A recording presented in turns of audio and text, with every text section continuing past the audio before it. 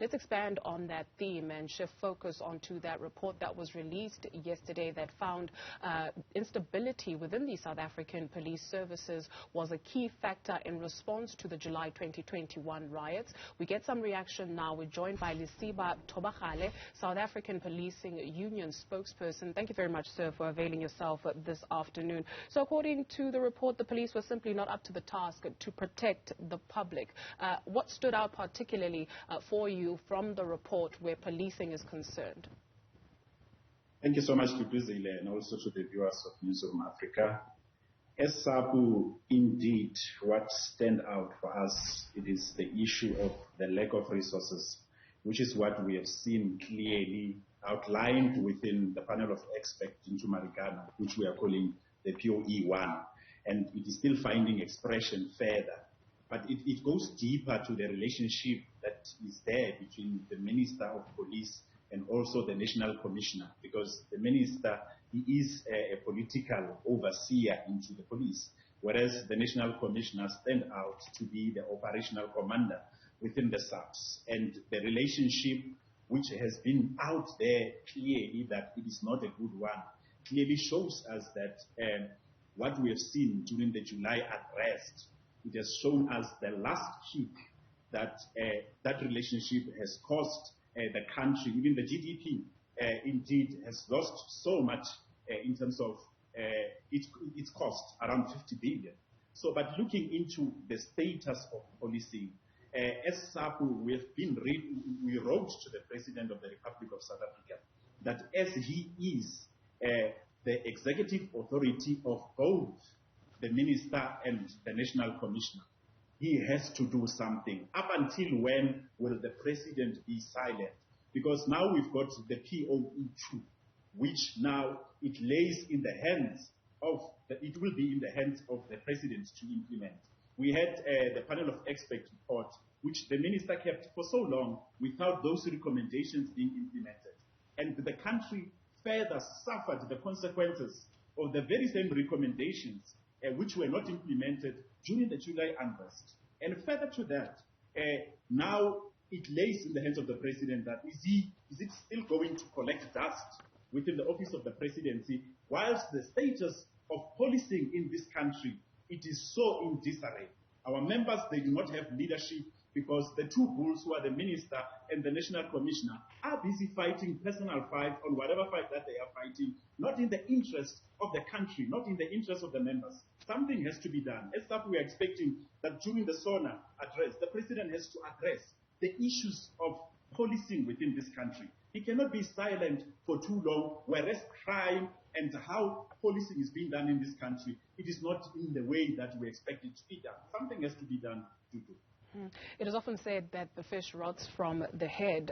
The expert panel report also shows that the combination of poorly equipped police stations and inadequately trained police resulted in police being overwhelmed and not being able to deploy sufficient and properly trained and equipped officers. To your point of the state of policing being in disarray, talk us through perhaps the morale among men and women in blue. We could see during the unrest, we would use that as a barometer, that indeed the police were overstretched. They tried to do what they wanted to do, but they were overpowered because the members of the communities, those who were looting there, indeed the numbers were higher. And when we look at the police budget which has been cut with over 11 billion during the previous financial year, and now coming to the budget speech that is coming, we can anticipate this that there's still going to be more budget cuts. And what does that say to the morale of the police officers who are faced with policing this country day and night, even when we ask? It is clear that the police, when they are doing their duties, they are doing it fearfully. They do not have the support of the management. They do not have the clear resources that they have to do. Because if we can make a measure, POP, we will be lucky if in each province there is one water cannon that is working, that is functional to deal with any public order that may arise within that specific province. When we look at the aircraft of SAPS, we would be lucky to find that at least one or two are functional. So the issue of the lack of resources, it affects indeed the morale of our police officials out there, because they are the ones who have to face fire out there to ensure that public order is maintained within our country.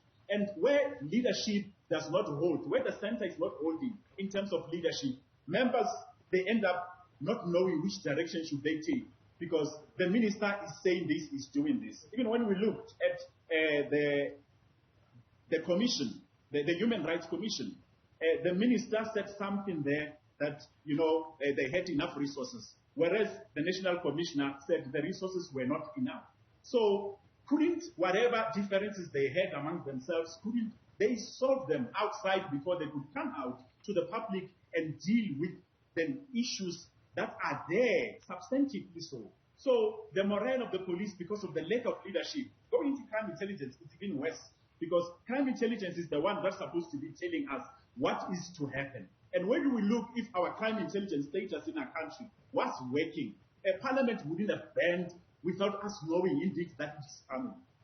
Whatever that has happened, the unrest wouldn't have come without us being ready and knowing that something like this is coming. Because when we look at the pillars of policing, one, you first prevent, and then you ensure that at a later stage, if prevention did not work, then you detect.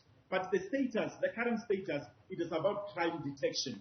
Further, when we look at what is happening now, the cash in transit, the levels of crime are so out of order because intelligence itself, because of lack of leadership, there it is not functioning. So we are saying that we can see the morale of our members it is not in the right place because of the center is not holding in terms of leadership. President Ramaphosa, it is about time he take the center stage. It is about time he take decisive decisions concerning the status of policing. It is about time he makes a decision about the National Commissioner and what is happening between himself and the Minister of Police, because things cannot continue to be the way they are. Because we will have a panel of experts report one.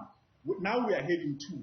We will end up having three. How many panel of experts report will we have up until we implement something that is substantive, that those recommendations are respected, because the people who compile them are people who are really experts in this field, and their recommendations are supposed to be implemented. One thing we do not need a report on is the lack of trust between South Africans and the police. This is something that we saw even pre-COVID. The report recommends that the police should work towards rebuilding the trust of communities. How do you perceive that should be done? The way or the manner to restore that trust between the communities and our police. At first, we need to realize that despite the violent history that we have as a society in our country, we need to indeed rebuild the relationships between ourselves, between the police and also the members of the community. And the center stage to that is realizing that the police themselves, they are from the community. They are the members of the communities. They come from the very same communities. They are mothers, they are brothers, they are fathers, they are sisters.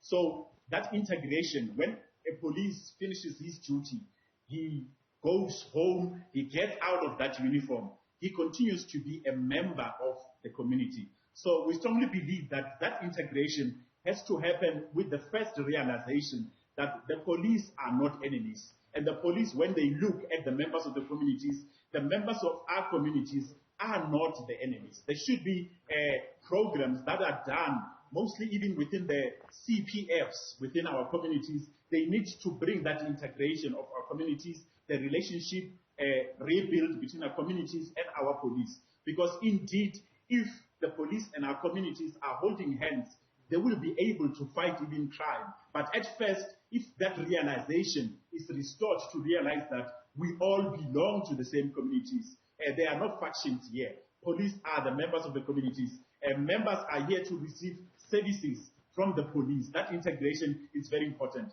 But the leadership takes a center stage here to say the leadership needs to focus in issues of policing. The leadership are the ones that needs to ensure that they are having programs that bring that integration and also advocating that the relationship be rebuilt between our communities and our police officers. Thank you very much, Lesiba Thobakgale, South African Police Union spokesperson, for your time this afternoon.